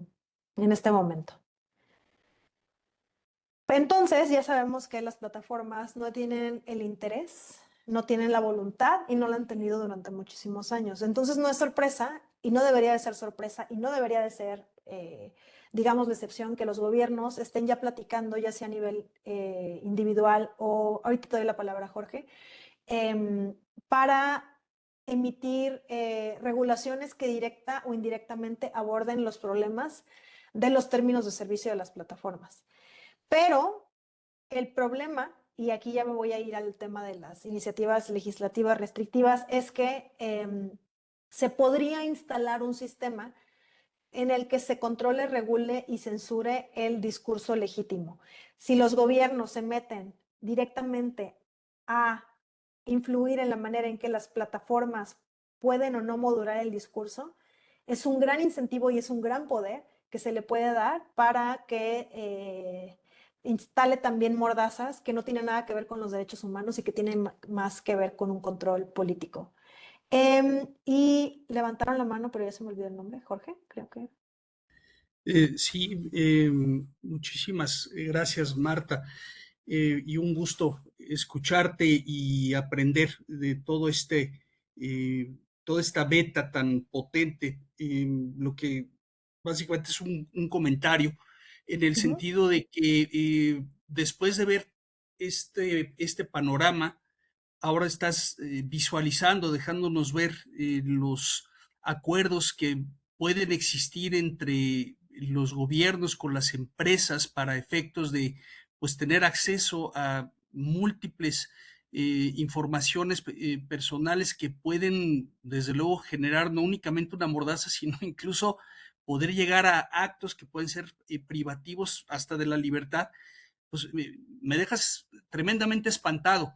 La verdad es que siento de alguna manera un poco, pues una suerte como de estado de indefensión que ya habían platicado algunos de los compañeros, en el sentido que pues es una batalla que pareciera ya estar perdida de antemano, en el sentido de que ya la utilización de facto de todas estas aplicaciones prácticamente ya fue un cheque en blanco firmado, y que seguimos alimentando de alguna manera pues este caudal de información que se está procesando respecto de nosotros, sin que pueda haber aparentemente freno alguno para poder recuperar pues esta autodeterminación informativa por un lado, y estas libertades que ahora pues nos estás haciendo en favor de recalcar o de recordarnos pues estos derechos que de repente se nos van olvidando, que efectivamente los tenemos, y de alguna manera pues es una suerte de amnesia la que se está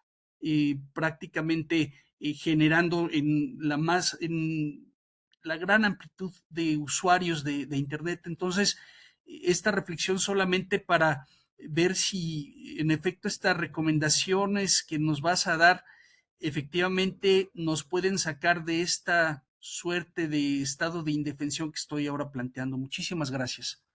Gracias, Jorge. A ver, yo creo que hay cuestiones que se pueden abordar de manera individual para poder protegerse de cierta manera, ¿no? Algunas recomendaciones que, si bien yo no los voy a enlistar ahorita, no sé si ya tuvieron, creo que ya tuvieron la conversación con SocialTIC, pero si navegan dentro de la página de SocialTIC, tienen muy buenas recomendaciones sobre cómo a nivel individual sí pueden existir ciertas protecciones que las personas pueden considerar implementar para evitar ciertos abusos. Pero como bien dices, Jorge, este no es un problema a nivel individual, este es un problema a nivel colectivo porque estamos hablando de la interacción con la democracia, ¿no? O sea, con el espacio cívico, con cómo las personas interactuamos con las tecnologías, cómo el Estado interactúa con las tecnologías y media a través de la tecnología la relación con la ciudadanía. Sí hay maneras de cambiarlo y no es que estamos en un periodo crítico. O sea, yo sí considero que esta es un punto de inflexión para ver cuál va a ser dentro de los siguientes próximos 10 años la interacción en que las personas vamos a tener con las tecnologías. Pero es bueno y por eso celebro que estemos teniendo esta conversación, porque ahorita ya podemos hablarlo desde una parte colectiva, porque también no sé si les pasa, pero en la lucha contra el cambio climático, ¿no? O sea, te sientes súper culpable por utilizar o sea, te compras un café y utilizas una tapa de plástico. Y sí, a ver, las decisiones individuales son importantes, pero solamente cuando son en colectivo, porque solamente así podemos realmente generar como que cambios. Y también te sientes culpable por tu taza de café, pero al mismo tiempo están, o sea, las empresas y la energía basada en carbono, ¿no? O sea, es más allá. Qué bueno que tenemos la parte individual, pero hay que ver cómo más y más personas podemos unirnos y podemos hablar de estos temas, porque al final son cuestiones que le trastocan a todas las personas, porque la mayoría de las personas con acceso a Internet utilizamos las plataformas, entonces es bueno que podamos hablar sobre el tema. Y Claudia, tenías la mano levantada también. Sí, gracias, buenos días. Yo creo que también una cuestión, bueno, a mí es que realmente me preocupa eso de tener que registrar mi celular. Yo no publico cosas personales en redes sociales, esto, lo otro. Y me preocupa realmente tener que registrar, porque creo que veo un desequilibrio ahí. La ley de protección de datos, bueno, como está tratado el tema en México de sujetos obligados y particulares, aquí es como un mix. Y tú no le puedes transferir una obligación o una facultad más bien a una empresa privada, ajá, para que haga el trabajo de una pública. Entonces, a mí realmente me preocupa y creo que son ese tipo de situaciones, no por otra cosa, no porque tema nada ni nada, al contrario, ¿no? Pero ayer, por ejemplo, hubo otra filtración muy grande y un incidente de seguridad muy fuerte y creo que estamos viéndolos muy constantes y pues es que no me anima a mí a registrar, al contrario, ¿no? Entonces yo creo que también es una como de las partes, no nada más son las plataformas, también es como usted decía, el uso del día a día, el cómo ciudadanos tenemos derechos y demás, ¿no?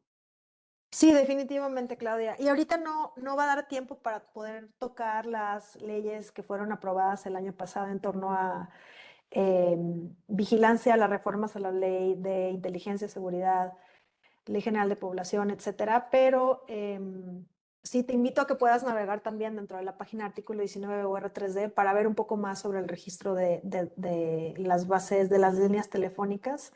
Y sí es muy preocupante. Más allá de lo que dijiste, es muy, muy preocupante por la interconexión que pueda haber, por la falta de candados, de salvaguardas. Pero bueno, eso ya tiene que ver también particularmente con el tema de vigilancia. Pero sí, tienes la boca llena de razón. O sea, es un gran problema. Y bueno, si me permiten, regresando al tema de las iniciativas legislativas o lo que podría hacer los gobiernos. Las últimas tendencias regulatorias han tenido que ver con moderación de contenidos o inteligencia artificial, pero no trastocando la tecnología misma o el modelo de negocios de las empresas, sino más bien quieren regular el comportamiento de las personas, ¿no? Sobre todo, y véanlo, o sea, iniciativas legislativas que se adoptaron muy recientemente en Aguascalientes, en Michoacán, en San Luis Potosí, en Puebla, ahorita hay otra, que hablan sobre cuestiones tecnológicas y quieren decir que es para darle más derechos a las personas, a que no las molesten, etcétera. Pero lo que están haciendo básicamente es revivir la criminalización de los delitos contra el honor. O sea, básicamente decir que si eres molestado, lo que sea, cárcel, ¿no? O sea, etcétera. Que si pones algún meme, cárcel. Que si utilizas inteligencia artificial, cárcel. Y eso es muy preocupante y ya lo están utilizando para perseguir a la prensa libre y a personas ciudadanas, ¿no? Eh, es muy, muy preocupante. También lo que hemos visto es que ha habido un abuso de figuras legales, sobre todo de aquellas punitivas. Pensemos en el caso de dato protegido, ¿no? O sea, se está utilizando figuras legales que tuvieron un fin legítimo, como por ejemplo el caso de violencia política por razón de género, pero para amedrentar el libre flujo de informaciones, para utilizar esa figura que nació de una lucha muy legítima feminista y que era completamente y es completamente necesaria, pero le están utilizando de una manera tergiversada para silenciar, ¿no? Para castigar, para decir que no se hable de corrupción, que no se trate, que no se hable de nepotismo. Y el nepotismo y la corrupción no tiene que ver con el género, sino tiene que ver con una cuestión democrática, ¿no? O sea, y ha existido, digamos, un incremento en el abuso de estas figuras. Tan solo el año pasado, para el 2025, documentamos en artículo 19 que hubo 69 casos de abuso de figuras legales para perseguir a periodistas y se les iniciaron procesos judiciales. También, últimas tendencias, hemos visto que tanto la población en general como personas de diferentes lugares del Estado están confundidas sobre qué significa pedirle al Estado o a las plataformas digitales que no permitan algo. Por ejemplo, si le pedimos que cierta expresión, que cierto contenido no sea permitido en cierta plataforma, lo que realmente estamos pidiendo son violaciones al derecho a la privacidad y violaciones a la libertad de expresión. Al derecho a la privacidad porque es únicamente mediante figuras tecnológicas, mediante la intromisión tecnológica, en que se va a detectar que cierto contenido se puede dar de baja. Y contenido que es legítimo y debería de ser legítimo dentro de una sociedad democrática. Entonces, lo que realmente estás pidiendo cuando quieres pedirle al Estado que prohíba algo es que estás obligando a que el Estado lo haga o que la plataforma lo haga. Y esto es muy, muy peligroso. Sobre todo en México, repito, cuando se han utilizado estas iniciativas para intentar meter goles sobre cómo se comportan las personas y sobre poner mordazas. Y también OSINT. OSINT significa Open Source Intelligence. Básicamente es tecnologías de fuentes abiertas, que son los ciberpatrullajes, que ahorita ya están vigentes. Hubo una reforma también a la ley de la Guardia Nacional, que permite que en todo momento exista inteligencia que se esté existiendo a través de las redes sociales. Y eso es muy peligroso, sobre todo también para la práctica periodística, para las personas activistas, para personas defensoras de derechos humanos. Y también porque se quiere o se ha tendido a querer regular Internet o lo que pasa en la digitalidad como si fuera radio o televisión, cuando realmente no es lo mismo. Y empecé con eso diciendo que cuando hablas sobre Internet, sobre la digitalidad, tiene efectos más allá de la esfera individual y nacional. Y vi que alguien levantó la mano y Claudia sigue con la mano levantada, no sé si es otra cosa. Sí, Marta, muchísimas gracias. Solamente para preguntar tu opinión, en estas luchas que tenemos con discursos de odio y otras expresiones, particularmente ahora con la machósfera, que está teniendo un impacto muy grave y que claramente están promoviendo discursos contra las mujeres, una de las cosas que hemos estado conversando en varios espacios y que ya lo hemos hecho con algunos políticos en particular, es exigir a las plataformas quitarles la monetización. Pongo un ejemplo súper rápido, no de discurso de odio. Una funcionaria de Nuevo León, la esposa del gobernador, usa niños para, digamos, como plataforma político-electoral, violando la ley. Hay recomendaciones de la Comisión de Derechos Humanos y demás. Siguen en impunidad, pero logramos que la plataforma le quitara la monetización. Ese tipo de ejercicios ahora estamos pensando como frente a temas como la machosfera, Traumach y otros personajes. ¿Cuál es tu opinión en esta frontera delgada de libertad de expresión, discursos de odio y el negocio que representa para las tecnológicas esto? Porque es publicidad, es interacción, es tiempo de pantalla. Espero haberme explicado, Marta, y cierro. Sí, gracias, Juan Martín. Creo que, y eso es opinión mía, creo que en la parte de un funcionario público, su esposa que están utilizando, eso es una cosa y tiene una grada diferente de análisis que, o sea, se puede analizar desde la parte del Estado, cuáles son las responsabilidades del Estado y qué responsabilidades son atribuibles. Ella no sé si también sea parte, ostente algún cargo, no sé, pero se puede analizar con esa luz. Respecto a la machósfera, etcétera, la monetización, lo voy a poner, más que darte mi reflexión, te voy a complejizar el tema. Por ejemplo, si tú estás diciendo, quiero que ya no se pueda monetizar contenido de la machósfera y cualquier cosa que diga algo de la machósfera no se puede monetizar. ¿Qué va a pasar entonces con personas que estén acusando o estén intentando hacer una contranarrativa de la machósfera? Porque no es que existe una persona que entienda tu jerga, tu lenguaje, tu contexto para poder estar viendo video por video, a ver si quieres contrastar el discurso discriminatorio o de estereotipos, sino que es a través de una figura automatizada, una herramienta automatizada, el que identifica ciertas palabras y se da de baja o no se puede monetizar. ¿Qué pasaría con eso? ¿Qué pasaría entonces también? ¿De qué manera tiene que realizarse cierta propuesta o cierta petición para que no termine empeorando el ecosistema, digamos, y la amplitud de voces? Lo digo a manera de complejización para que cada quien pueda tomar como que su propia perspectiva. Y voy a seguirme porque todavía faltan, me voy a ir muy rápido porque como quiera creo que ya quedan como 10 minutos. Y creo que era importante poder hablar sobre estas cuestiones. Hay algunas nociones en derecho internacional que nos permiten empezar a plantear esto desde un panorama muchísimo más, pues sí, desde la regulación, desde cómo tiene que ser. Actualmente existen 3 modelos de responsabilidad de intermediarios que existen en diferentes partes del mundo. En México, ahorita estamos en el modelo de Puerto Seguro. Entonces, son 3 modelos que básicamente hacen que las plataformas tengan responsabilidad o no sobre contenidos que son publicados por terceras personas dentro de sus espacios. El modelo de inmunidad o exención absoluta, es decir, no es mi problema, ustedes, hagan lo que quieran, o sea, si no vienen con un problema en particular donde medie una orden judicial, yo no voy a hacer absolutamente nada, y aunque medie la orden judicial, en algunos casos no voy a hacer nada. Entonces, esto es el viejo arréglense como puedan, y el gobierno no me puede hacer nada y no me va a hacer nada. El segundo modelo es el de Puerto Seguro o de Safe Harbor, que es el que existen en muchísimos países, que básicamente no va a ser atribuible responsabilidad a la plataforma siempre y cuando obedezca las leyes nacionales que existen en los países y también cuando medie una orden judicial, cuando les pidan información de alguna persona usuaria o que den de baja algún contenido, den de baja alguna cuenta. Es el modelo que tenemos en México.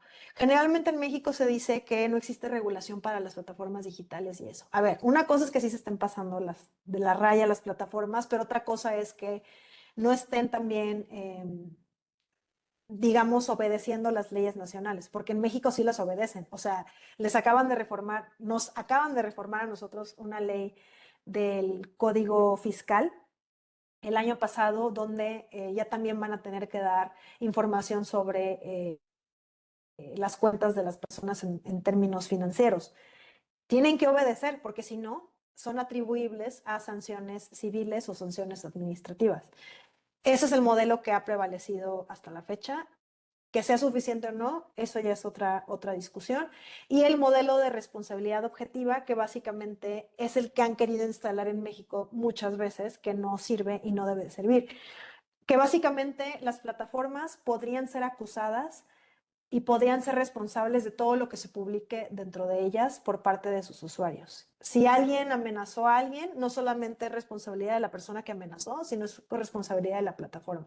Si alguien publicó un contenido, no sé, que tenga que ver con protección de propiedad intelectual, no basta únicamente con que se inicie un proceso contra la persona quien lo publicó, sino que también la plataforma digital va a ser responsable de manera objetiva. Eso es lo que malamente muchas veces se ha querido hacer. Este modelo, por ejemplo, es el que tienen en China y en Rusia, para que tengan una idea. O sea, el modelo de responsabilidad objetiva. Y las principales preocupaciones es que respecto a estos diferentes modelos de todos, es que los intermediarios no tienen ni la legitimidad, ni el conocimiento, ni nada para poder determinar si un contenido es legítimo o no, o está protegido o no dentro del marco de la libertad de expresión. También se puede llegar a brindar un incentivo para que las plataformas retiren contenidos con rapidez y también se puede generar censura previa. Y la censura previa está prohibida dentro del marco interamericano de derechos humanos, dentro del marco del Pacto Internacional de Derechos Civiles y Políticos por diversas formas. Entonces, esto también entra en... Hay que incorporarlo en análisis cuando estemos hablando de qué tipo de responsabilidad se le quiere adjudicar a los intermediarios. También podemos hablar de ciberseguridad. No sé si ya hablaron de esto o si van a hablar de esto en el futuro. ¿Ya hablaron sobre ciberseguridad? No sé. ¿Sobre la figura? Bueno, Ya estuvo en las ¿ya? primeras sesiones. Ah, perfecto. Entonces no voy a abundar mucho de esto, pero bueno, como saben, no existe una noción, no existe un consenso sobre cómo definir lo que significa un delito cibernético o cómo abordarlo a nivel global. Generalmente no está enfocado en derechos de las personas, sino en derechos, o sea, en crear más delitos, entonces es muy problemático y generalmente se quieren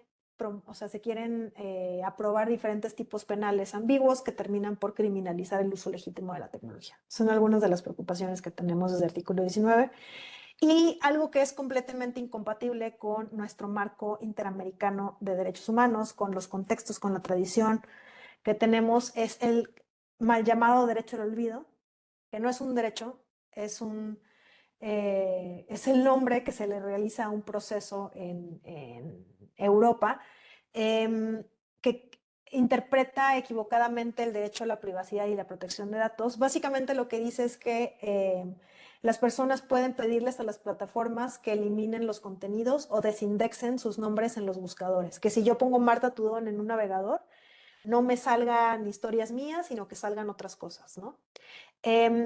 Y lo que hemos visto es que varias veces se ha querido aprobar el derecho al olvido en México, siendo que es completamente incompatible porque los primeros que quieren llegar, y busquen por favor el caso de Eliminale a México, generalmente quienes quieren apelar a esta figura son personas funcionarias públicas que incurrieron en actos de corrupción, lavado de dinero, o sea, y lo que quieren decir es, bajen la información porque no quiero que en las elecciones se sepa sobre mí. Y ya hemos visto diferentes casos de periodistas donde se quiere aludir a el derecho al olvido de una mala interpretación de los derechos de acceso, rectificación, cancelación, oposición, que son los derechos ARCO, reconocidos dentro de los de protección de datos personales, que es completamente incompatible. Entonces, en el artículo hemos visto un incremento abrumador de casos de periodistas donde se les quiere silenciar utilizando derecho electoral mal aplicado, como si ellos tuvieran que formar parte también de la veda electoral. Hemos visto cómo se quiere malinterpretar, malutilizar la violencia política por razón de género, donde se quiere malinterpretar también el derecho a la propiedad intelectual en conjunto con datos personales para silenciarlos. Entonces, ¿perdón?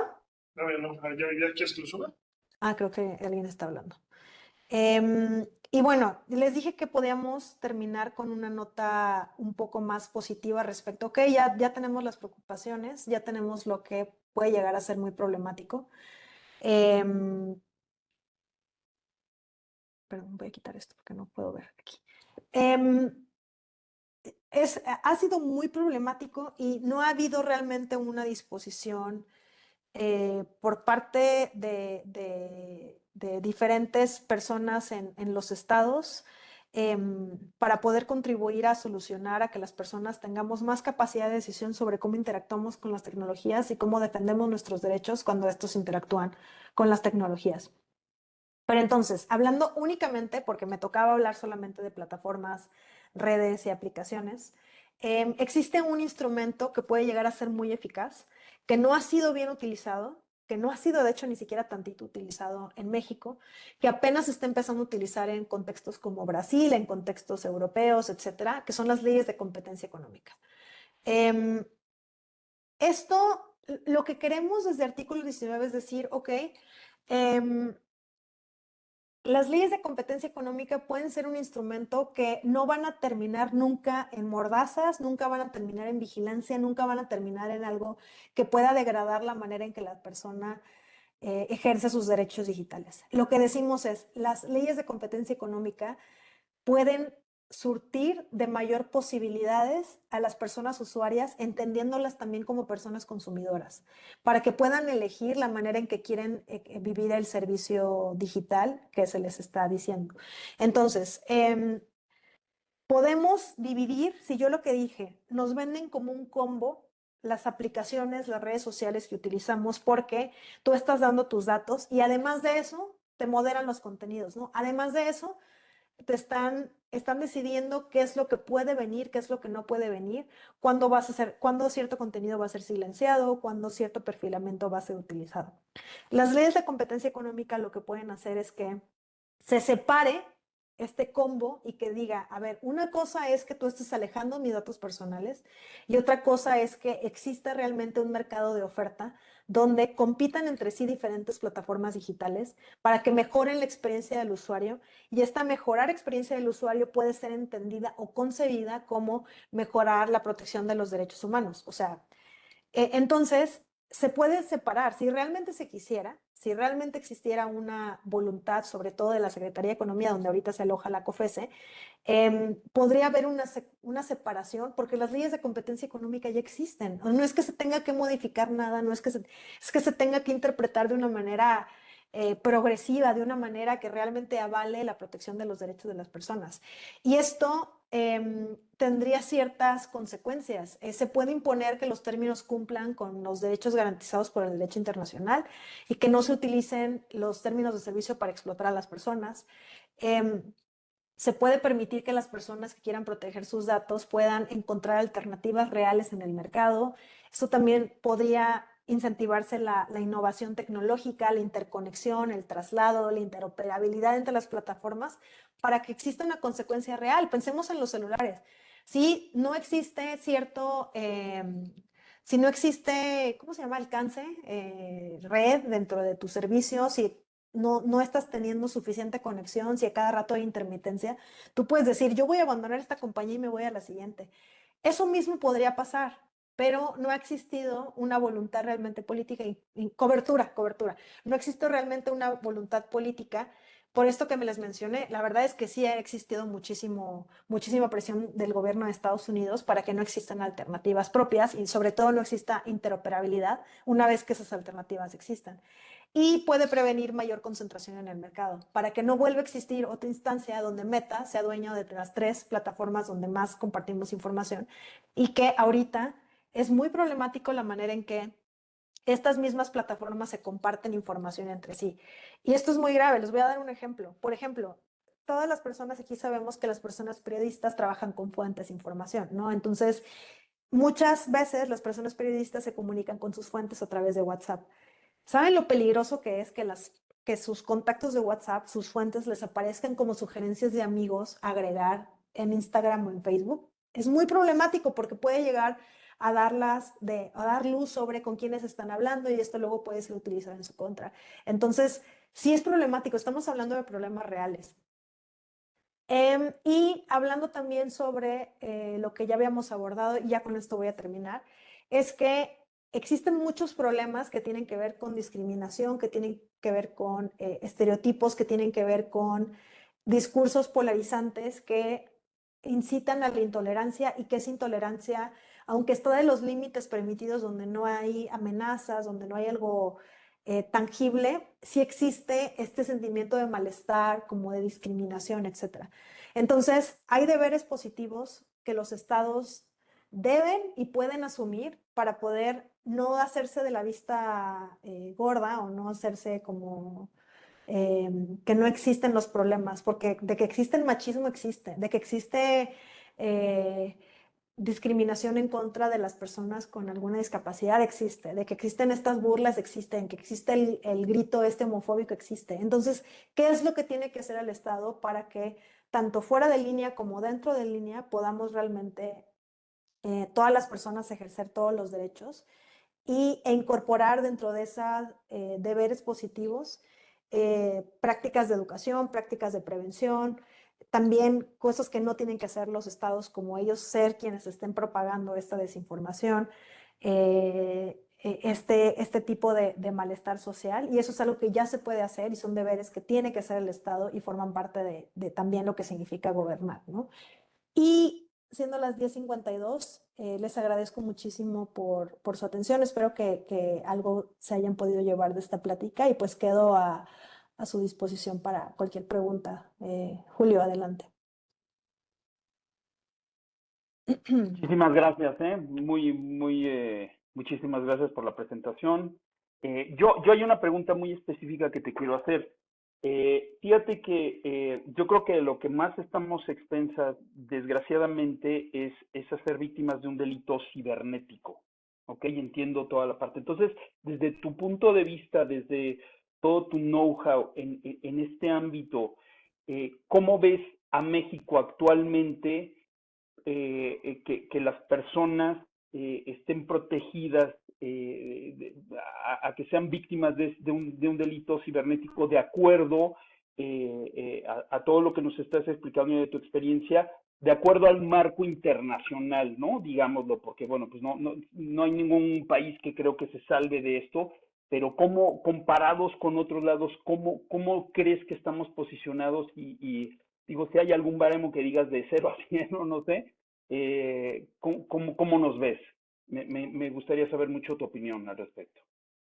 Gracias, Julio. Mira, no tengo una comparativa con otros países porque trabajamos con México y Centroamérica. Y si México está complejo, Centroamérica está más complejo, ¿verdad? Pero sí te puedo decir que ya existe dentro de varios delitos que pueden llevarse a cabo mediante la digitalidad, ya están tipificados dentro de códigos penales estatales y federales.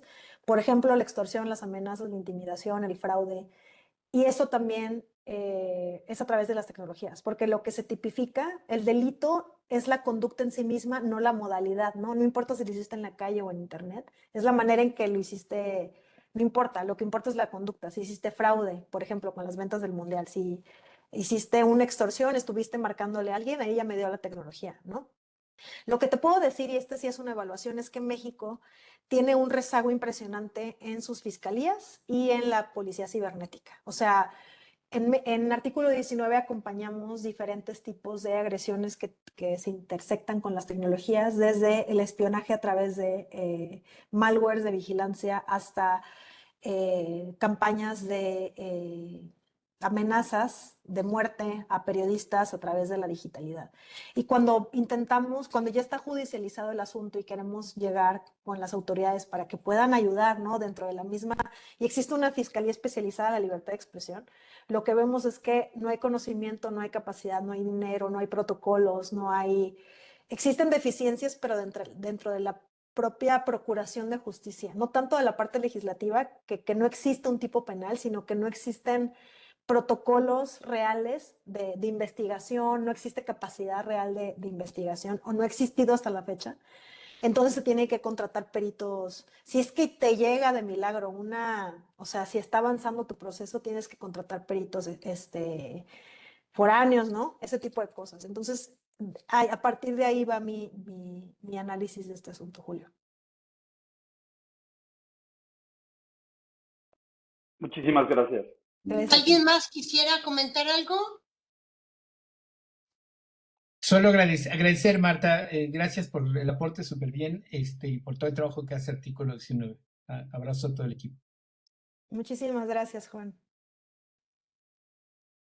Alejandra. Bueno, Sí, gracias, este, Marta. Muchas gracias. Yo nada más sugerías, ¿no? La comisión, bueno, el tema a través de competencia económica.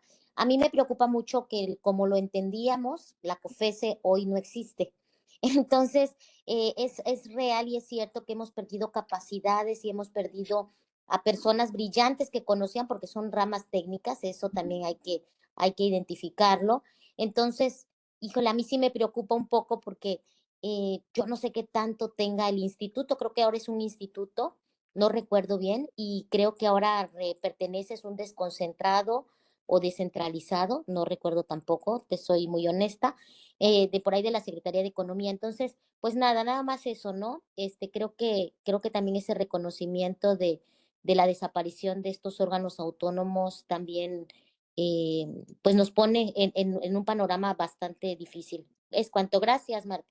Gracias, Alejandra. Sí, creo que, y ya con esto cierro, Eliana, te lo juro, no podemos leer esto sin leerlo, el contexto en el cual se inserta, ¿no? O sea, como bien dices, la desaparición de los organismos autónomos fue un golpe muy cañón que vivimos a finales del año 2024, de hecho ya pasó mucho tiempo.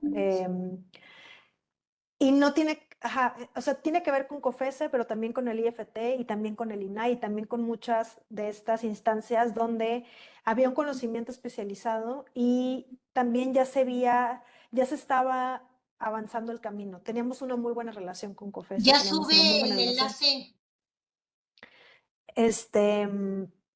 Entonces sí ha sido muy problemático y lo difícil es que muchas de la infraestructura que teníamos para acercarnos o abordar estos temas desde una perspectiva institucional se ha desmoronado. Pero eso no significa que no podamos seguir, o sea, la obligación la sigue teniendo alguien, ¿no? La sigue teniendo, creo que se sigue llamando COFESE y está en la Secretaría de Economía. Y también hay otras partes que pueden hacerlo. Ahora la Agencia de Transformación Digital también podría hacerlo. Más bien dijeron, hubo un alegato, ¿no? Hubo una justificación de por qué iban a desaparecer y se supone que iba a ser más eficiente todo. Atribuyamos la responsabilidad a quienes levantaron la mano para hacerlo, ¿no? Creo que no está perdida la batalla. Es difícil, ¿no? No voy a mentir aquí de que todo está bien, pero no significa que no necesitemos seguir elevando la voz. Y ya, gracias, Eliana. Bueno, pues muchas gracias. ¿Alguien más? Si no, Marta, muchísimas gracias. De verdad, espléndida presentación. Siempre, pues la visión de quien está litigando casos específicos de derecho a la libertad de expresión, de protección de datos personales, de todo lo que significa este entorno digital es muy importante.